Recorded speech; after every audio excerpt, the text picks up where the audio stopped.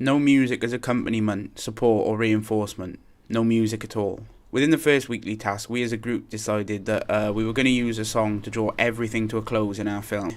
However, on reflection, I think it was a bad decision and it ended up taking away from the film as a whole. As soon as the music starts playing, it stops being a film and instead becomes an advert for Sony, which as a result takes you out of the film entirely right at the end, losing any effect that the film might have had on the audience.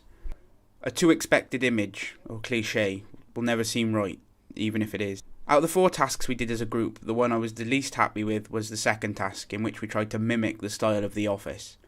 Although we had a laugh filming it, all it looked like by the end was a group of friends had taken out a camera and messed about for an hour whilst recording.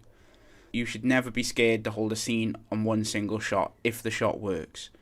This was the case with the noir film that we made in the same week as our opening shot really worked, and instead of sticking with it, we decided to start cutting around to shots which really didn't mean anything.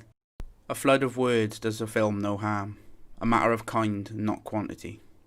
For the third week's tasks, we wanted to do a film that is just one take that slowly creeps in with no cuts.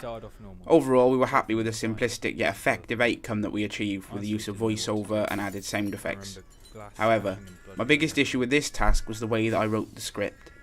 On rewatch in front of the class, it became apparent that the dialogue was way too on the nose and was basically fully telling the audience the story. I think for future projects, I need to stick to the less is more rule.